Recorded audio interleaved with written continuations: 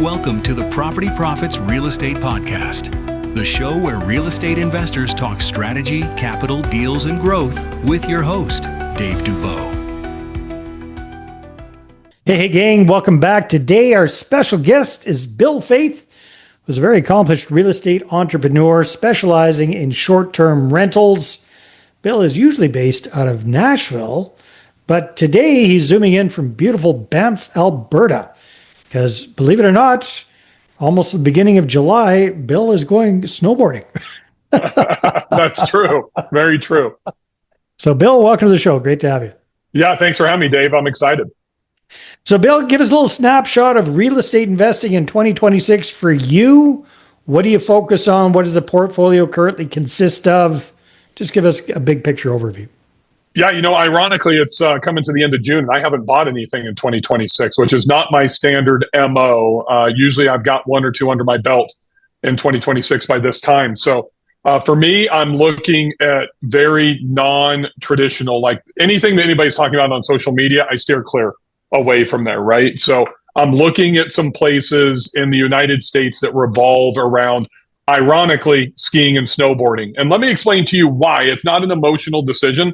We just had in Montana, Wyoming, Washington, Colorado, Utah, even Southern California and Taos, the worst ski season in like 23 years, right? So what does that mean for people that own in Park City or own in Lake Tahoe or whatever that have really bad seasons? They are literally feeling the pain right now. Motivated. 100%. They're motivated. So I'm always looking for motivated sellers, whether I'm buying condos, whether I'm buying single family homes. And I just made my biggest purchase in July of last year. And I bought a 7,600 square foot mansion that we took from 5 bedrooms to 10 bedrooms and a wedding venue in Whitefish, Montana. So I'm looking for bigger properties on one scale, but on the other side, I'm also looking for those 1 and 2 bedroom condos that are ski in, ski out that I can pick up for maybe 60, 70 cents on the dollar. Right. So I'm kind of in both. Then we're about 3 weeks away from opening a hotel in downtown New Orleans, about a block and a half off of the French Quarter. So I do short-term rentals, but I'm also in multifamily and hotels as well. But for me, it's really, I guess the moral of the story here is it's either big or it's small. The 3 bedrooms, 4 bedrooms, 5 bedrooms are kind of off of my radar right now because I think that's been flooded and saturated by most investors. Very good. So what does your current short-term rental portfolio consist of? Like how many different properties, how many different markets? Is it all ski resort type stuff, or do you have beachy stuff or other things? No, I started at the beach. I'm still at the beach. I'm in Gulf Shores, Alabama. I'm in North Carolina. So like I go to the secondary and tertiary markets. When everybody's going to Destin, 10 years ago, I went to a place called Fort Morgan, Alabama, which is the secondary market to Gulf Shores, Alabama. When everybody's flooding into the Smoky Mountains, I went about 2 hours away and went to Banner Elk, North Carolina, which nobody had heard of. And that was kind of my first foray into the ski market. I didn't even know there were ski resorts there, to be honest with you. I just underwrote the market and we're going into the mountains. But there's Beach Mountain, Sugar Mountain resorts that flank where we're at right in the downtown Banner Elk area. I'm in Whitefish, Montana. That's my biggest holdings. I've got about $9 million worth of property in Whitefish. I've got, a condo at the entrance to Glacier National Park. I got the ski in, ski out condo at Whitefish Mountain. I've got a 3-bedroom, 2-bath river cabin, which is our favorite place. And everybody from Jamie Lane at AirDNA to Kenny Bedwell at SCR Insights said I couldn't do more than $93,000, and I've done over 200 grand there every year in revenue since I've owned it. And then I have the big mansion wedding place. I'm in Park City, Utah. I'm in a bunch of different markets and at different sizes. The hotel in New Orleans as well, but New Orleans is really the only primary market that I'm into, right? So Whitefish is the complement to Big Sky or to Bozeman.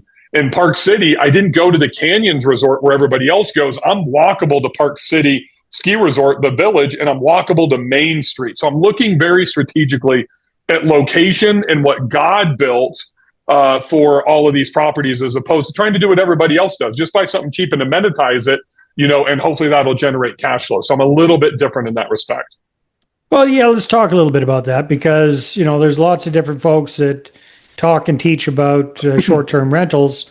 What's kind of, you've kind of mentioned it, but maybe let's dig a little deeper.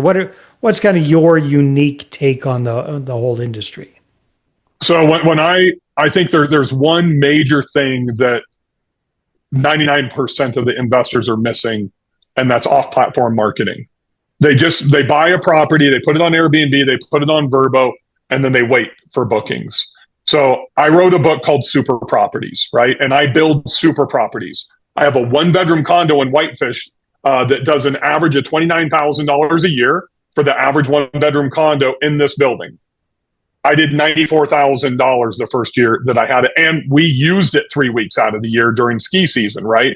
It's because I'm targeting using Facebook groups and Facebook ads, and I'm doing all of this off-platform marketing, not just relying on Airbnb and Vrbo.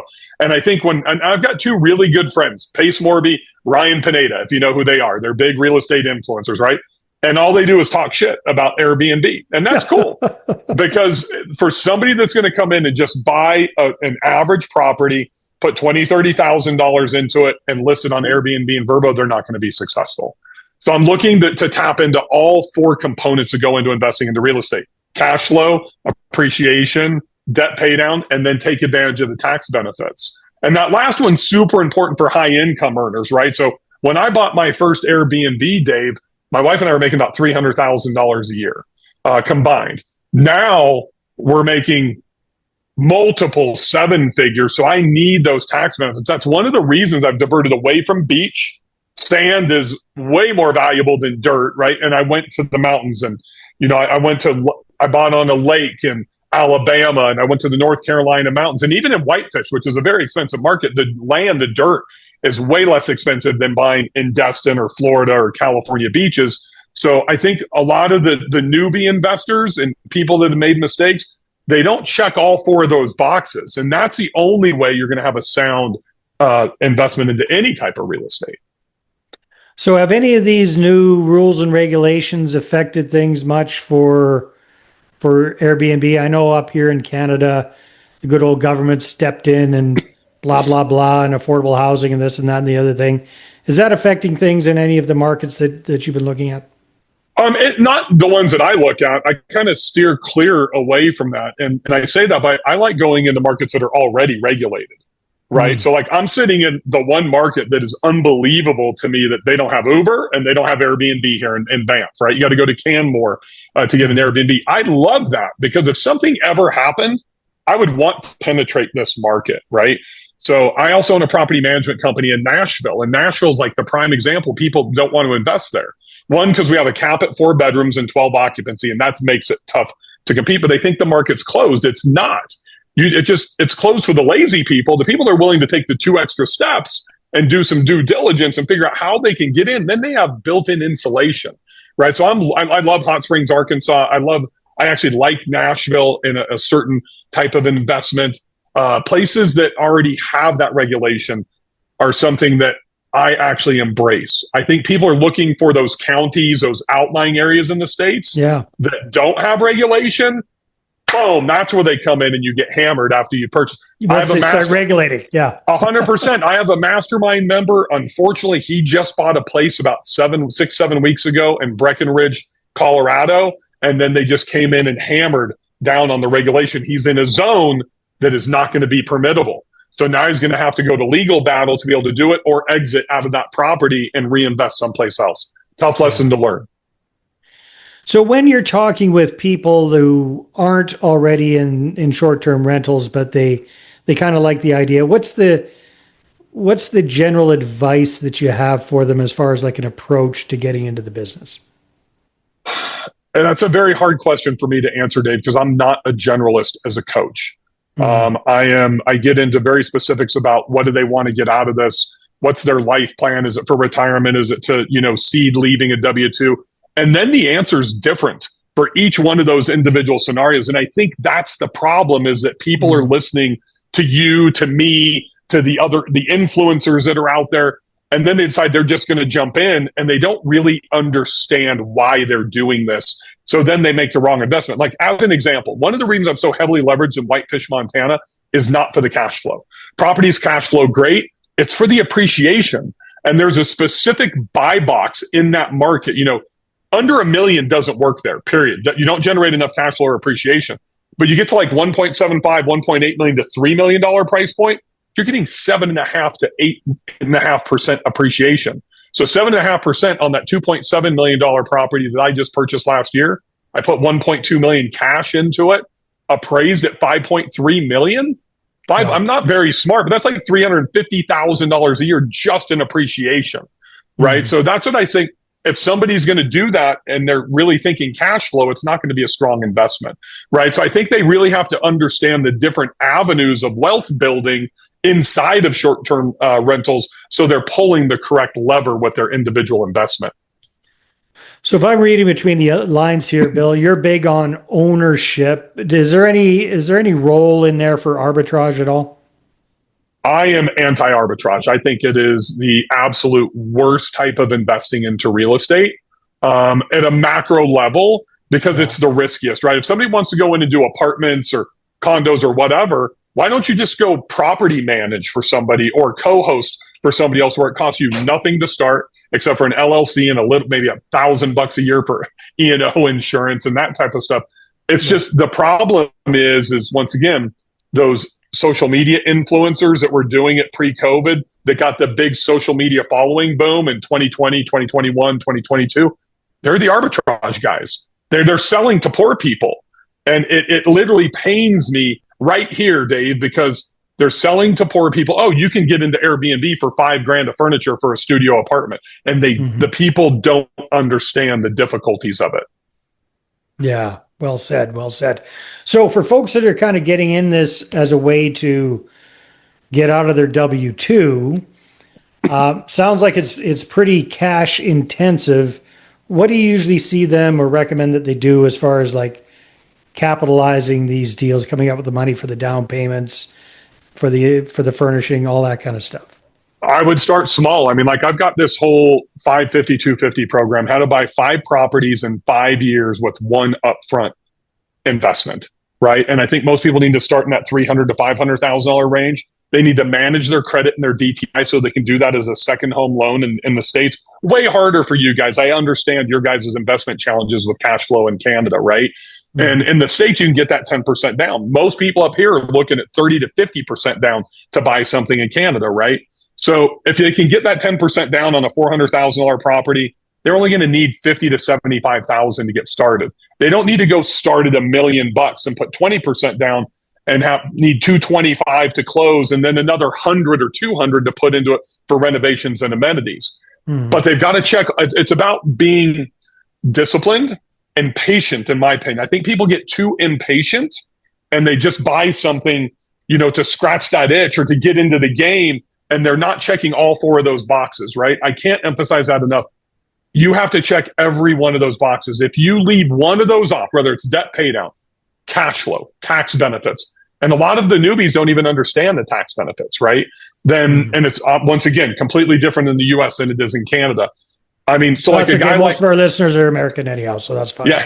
So a guy like me today, I don't want to own any more properties, Dave. I mean, I want to go snowboard for the rest of my life and fly fish in the summer, snowboard in the winter, right? So I want less. And that's a thing that I've done. I built a $24 million portfolio with only 12 properties that I own. And I want to reduce that down to 8. And when I can get to 8, I mean, and right now it's really just tax benefits. So I take my smaller properties, I sell them. I either 1031 or do a cost seg on the new property that I purchased to offset the gain. I usually don't 1031. And I get into a bigger property. So if I can right size that 12 down to 8, then that's kind of the perfect size portfolio for me. And anybody that's making, I believe, $500,000 or more, and probably even 350 to 400,000, tax benefits probably needs to be number 3 in that box, right? So cash flow, number 1, appreciation 1A, I'll call it 2, but really that's 1A. And then the tax benefits are number 3. The one thing I don't want to advise people to do, though, is let that tax tail wag the investment dog. Right. We're still looking at appreciation and cash flow as number 1 and number 2. Yeah, that makes a lot of sense. Awesome, Bill. Well, hey, who are you looking to connect with these days? I mean, I'm the anti-coach guy that, takes your money and hides. One, I do about 5 to 6 hours a day when I'm at home in Nashville, pro bono work for people. Hit me up on Instagram It's Bill Faeth 73, Faeth, Bill Faeth 73. DM me on Instagram. Make sure you hit the follow button. If you have questions, just shoot them to me. You will not get AI answers. You won't get VA answers.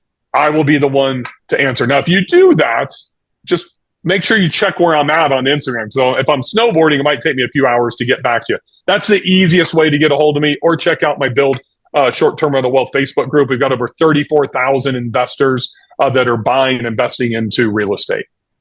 Awesome, Bill. Well, hey, man, have some great summertime snowboarding in Banff. Sounds like a lot of fun. Looking forward to it. Thanks for being on the show. Thanks for having me, Dave. Thanks for tuning in. We'll see you on the next one. Thanks for listening to the Property Profits Podcast. If you'd like to be a guest on the show, apply at daveinterviews.com.